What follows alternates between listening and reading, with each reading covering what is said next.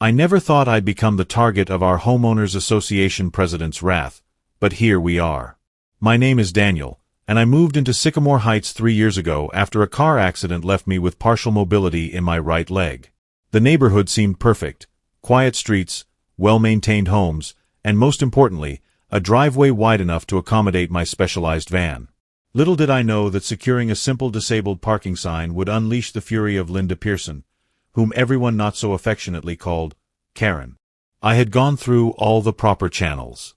The city approved my application for a disabled parking space in front of my home, and workers installed the sign on a Tuesday morning. By Wednesday afternoon, I noticed something strange. The sign was leaning at an odd angle. I checked my security cameras and couldn't believe what I saw. Linda, in her crisp white capri pants and pastel cardigan, had marched up to my sign with garden shears and partially cut through the metal pole. When I confronted her via email, her response was immediate and unapologetic. "That sign violates HOA aesthetic guidelines," she wrote. "The board never approved this eyesore. Remove it immediately or face daily fines of $50. I explained that I had city approval and that the Americans with Disabilities Act superseded HOA regulations. Her response? "Not in Sycamore Heights, it doesn't." The next morning, I found the sign completely severed and lying on the ground. This time, my security camera caught Linda in the act at 5:30 in the morning, using what looked like an electric saw. She even stared directly into the camera afterward with a smug smile before walking away. I couldn't believe the audacity. I needed that parking space. On days when my pain flared up, walking even short distances was excruciating. I decided to take a different approach. Instead of arguing further, I sent Linda a polite email. "I noticed my sign has been damaged. I'm sure you wouldn't know anything about that, but I wanted to inform you that I'll be reinstalling it per city ordinance." I attached links to the relevant disability laws but kept my tone professional. Her reply came within minutes. "Any new installations require written HOA approval. Your application is denied in advance." What Linda didn't know was that I'm an attorney specializing in property law.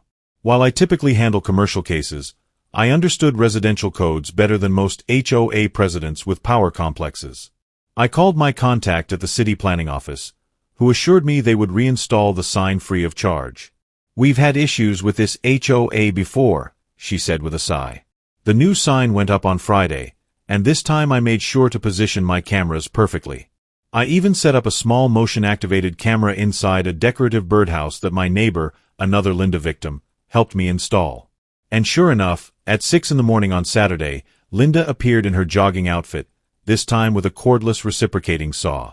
I watched the live feed from my phone, barely able to contain my disbelief as she began cutting through the metal pole, her face twisted in determination. I had already contacted the police non-emergency line the night before, warning them this might happen and asking what my options were. When I called 911 that morning, I mentioned the previous report. 2 officers arrived while Linda was still sawing away at the pole. The look on her face when the patrol car pulled up was priceless. Eyes wide, mouth frozen in a perfect O of surprise. She quickly tried to hide the saw behind her back, as if that would somehow make it disappear. "Ma'am, what are you doing?" one officer asked, though the answer was painfully obvious. "Board inspection," Linda replied without missing a beat. "This sign wasn't approved by the HOA Architectural Committee."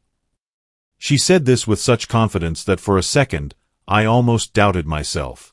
I approached with my phone showing the camera feed and documentation of prior incidents. "Officers, this is the 3rd time Ms. Pearson has vandalized my legally installed disabled parking sign. I have city permits and approval for this accommodation."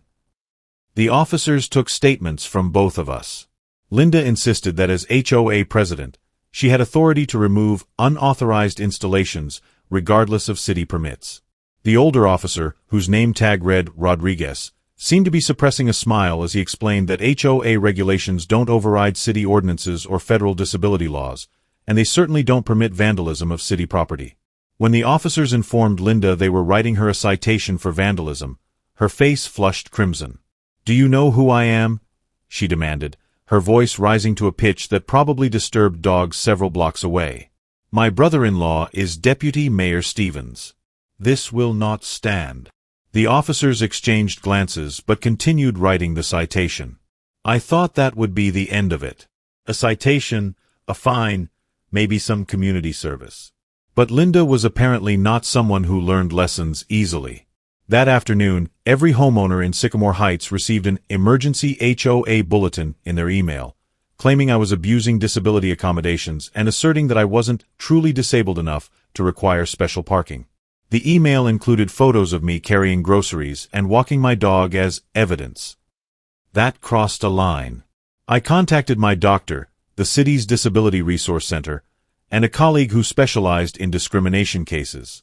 Then I filed for an emergency injunction and a restraining order against Linda and the HOA board. The case was assigned to Judge Michaels, known for her no-nonsense approach to neighborhood disputes. 2 weeks later, Linda and I faced off in court. She arrived with the HOA's attorney, looking confident in a navy blazer and pearl necklace. I represented myself and brought a simple flash drive containing all the security footage, email exchanges, and medical documentation. Linda's attorney argued passionately about HOA authority and neighborhood aesthetics, never once addressing the actual vandalism or harassment. When my turn came, I simply played the security footage on the courtroom monitor. The first clip showed Linda's initial attempt with garden shears. The second showed the electric saw incident, complete with her smug smile at the camera. The third showed the most recent reciprocating saw attack and her interaction with police.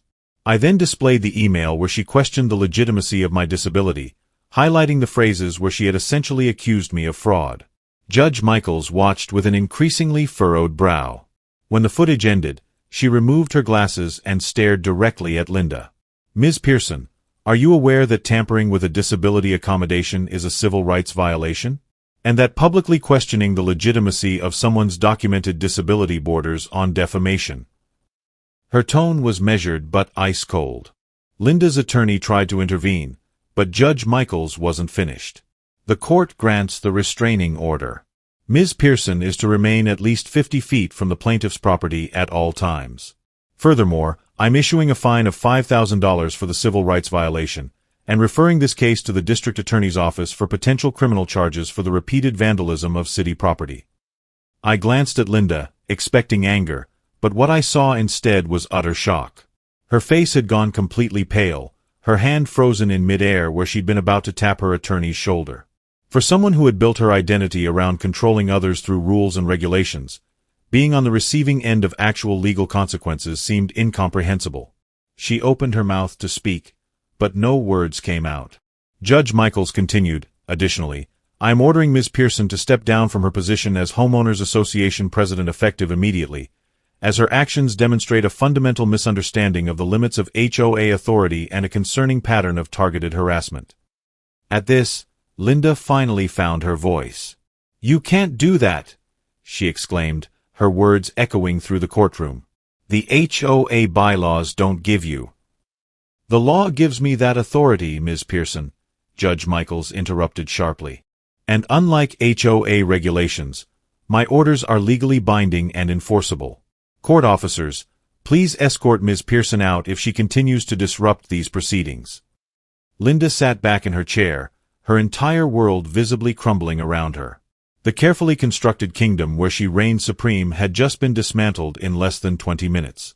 As we were dismissed, I caught a glimpse of her in the hallway, staring at her phone in disbelief as she presumably read the court order that had just been emailed to all parties.